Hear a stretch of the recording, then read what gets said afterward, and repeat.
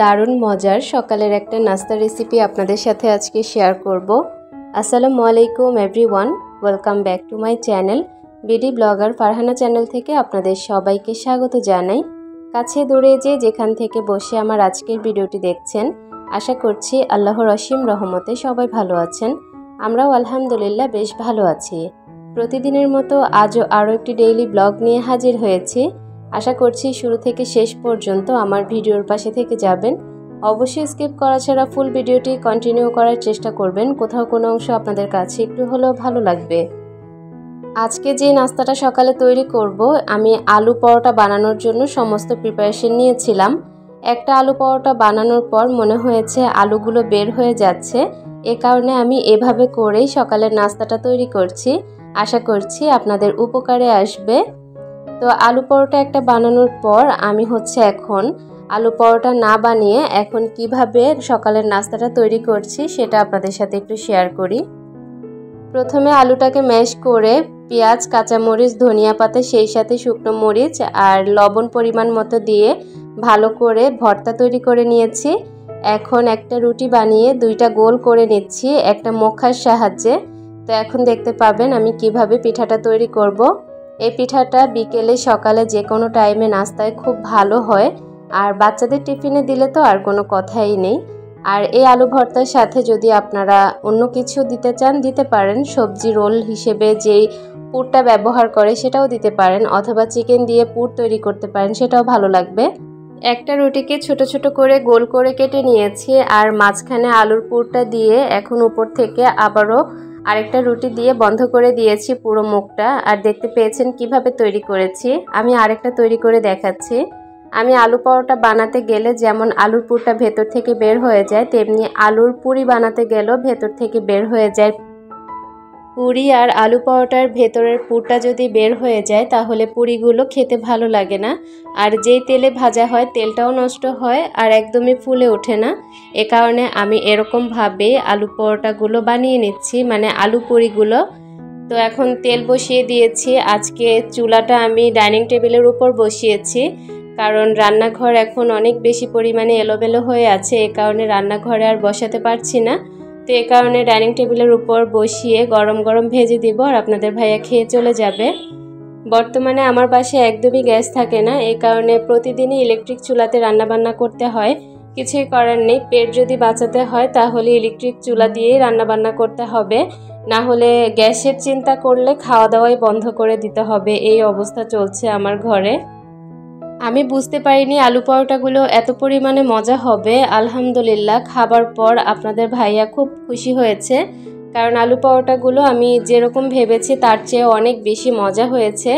আর অবশ্যই আলু পরোটার ভেতরের পুরটা মজা করে বানাতে হবে, সেই সাথে আটাটা করতে হবে একদম সফট করে, তাহলেই কিন্তু আলু পুরিগুলো মজা হবে খেতে। এখন সুন্দর করে ভাজার পর আপনাদের ভাইয়াকে একটু পরিবেশন করে দিচ্ছি। আর কিছুটা পরিমাণে আমি চুলায় উঠিয়ে দিয়েছি, সেগুলো ভাজতে ভাজতে আপনাদের ভাইয়াকে গরম গরম দিব।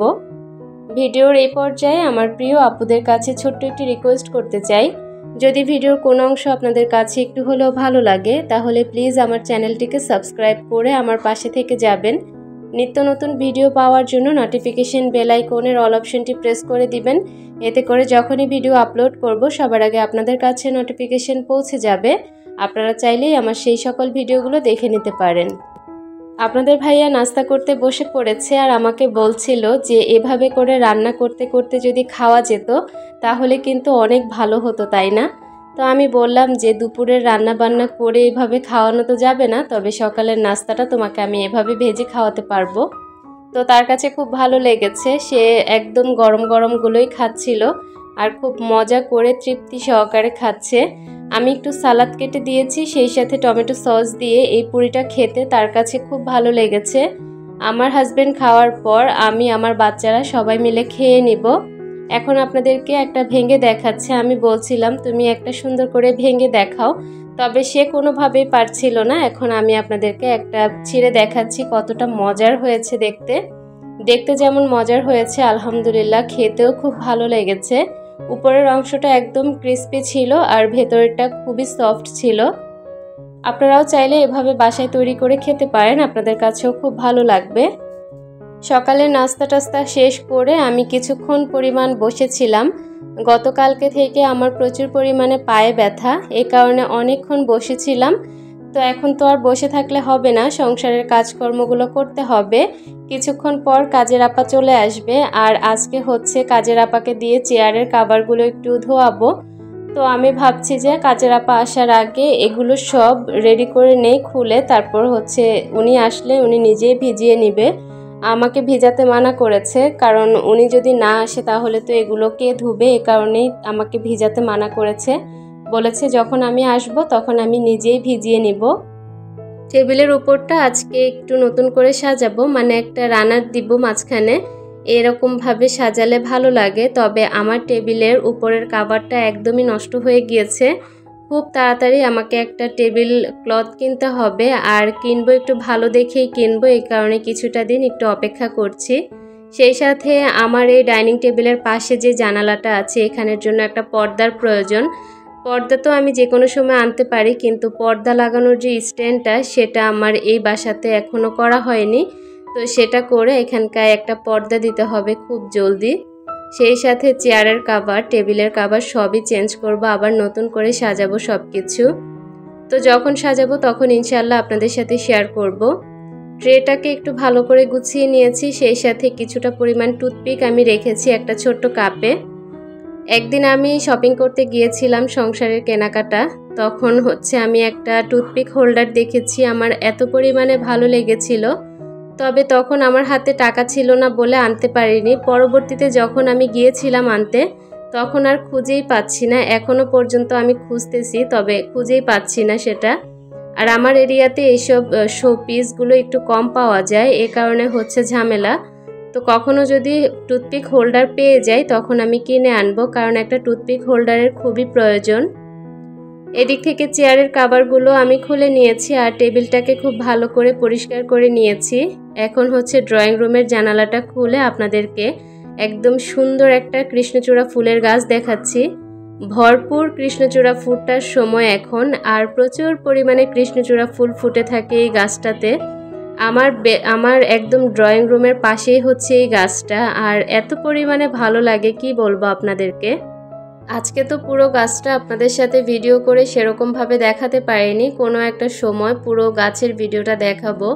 বাসার পাশে যদি এরকম একটা কৃষ্ণচূড়া ফুলের গাছ থাকে তাহলে আর কি মন খারাপ থাকে বলেন। আমার সবচেয়ে পছন্দের ফুল হচ্ছে কৃষ্ণচূড়া ফুল, এ কারণে আমার কাছে খুব ভালো লাগে। এরই মধ্যে কাজের আপা চলে এসেছে, এখন হচ্ছে কাপড় চোপড় ভিজিয়ে নিচ্ছে। চেয়ারের কাভারগুলো তো খুলে রেখেছিলাম, তবে সোফার যে টেবিলটা আছে ওইটার উপরের ক্লথটা আমার একটু ধোয়া দরকার ছিল, ওই কাভারটা নিয়ে এসেছি। এখন কাজের আপাকে দিয়ে ভালো করে ভিজিয়ে তারপর ধুয়ে নেবে। আর কাজের আপা আজকে দুই কাজ করবে, আগামীকাল সে আসবে না, এ কারণে ঘরও মুছে দিয়ে যাবে, কাপড়ও ধুয়ে দিয়ে যাবে। এ কারণে হচ্ছে কাপড়গুলো প্রথমে ভিজিয়ে নিচ্ছে, তারপর ঘরটা মুছে তারপর কাপড়টা ধুয়ে নেবে। আজকের ভিডিওর একদম শেষ প্রান্তে চলে এসেছি। আজকে সেরকম কিছুই আপনাদের সাথে শেয়ার করতে পারিনি, তবে যদি ভালো লেগে থাকে ভিডিওটি অবশ্যই কিন্তু একটা লাইক দিয়ে কমেন্ট করে দেখে যাবেন। আপনার একটা কমেন্ট আমার জন্য অনেক উপকারী। খুব সুন্দর বৃষ্টি শুরু হয়েছে, আর আজকের বৃষ্টি দেখতে দেখতে আমার ভিডিওর থেকে বিদায় নেওয়ার পালা। সবাই ভালো থাকবেন, সুস্থ থাকবেন, আমাদের জন্য দোয়া করবেন। আল্লাহ হাফেজ।